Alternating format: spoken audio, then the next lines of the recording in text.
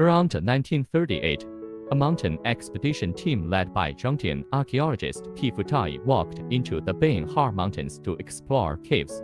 What kind of secrets are hidden in these peaceful and beautiful mountains? Maybe even the archaeologists can't predict it. However, when they set foot on this land with their bags on their backs, they were destined to reveal a world-shocking secret to the world. In a cave, the archaeologists found that the cave is full of tunnels and underground storage rooms. The stone wall of the cave is very smooth, apparently man-made and polished. With the deepening of the examiners, even more amazing things were revealed in front of everyone. In this cave, there are many rows of tombs hidden on the right, and no inscriptions can be found in the tombs, which is quite different from the way ordinary people set up tombs. Subsequently, the team members conducted research on the cave.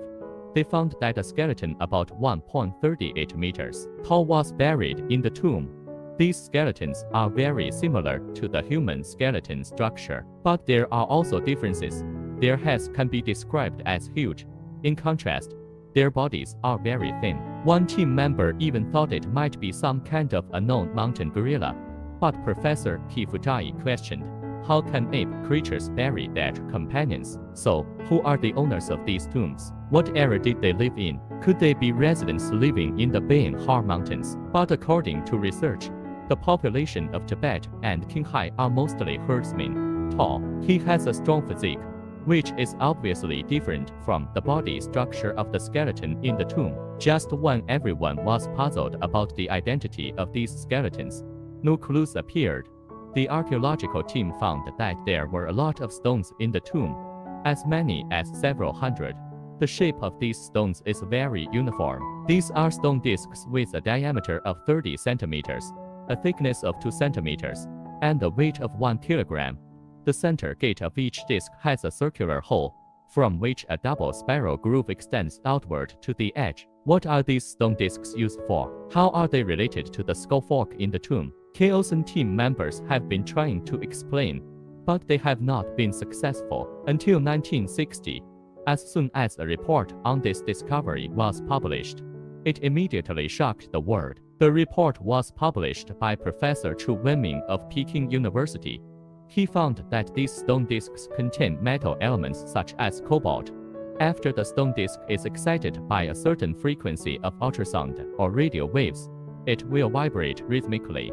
Could it be that stone discs, like record mysterious historical events? After more detailed inspection, Professor Chu found that the grooves of each stone disc contained some kind of unknown hieroglyphs. These hieroglyphs are so small that you need a magnifying glass to see them clearly. After repeated research and translation, Professor Chu couldn't help being shocked by his discovery, and said it was to the outside world.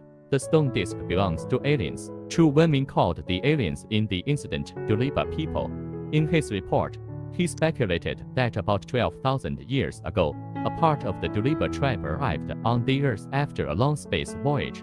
But there, unfortunately, the spaceship crashed in the Beihar Mountains. Most of the tribe died in the crash, and the survivors were trapped in the mountains. The Doliba tribe wanted to live in friendly relations with the local primitive humans, but the primitive humans here drove them out and hunted them down.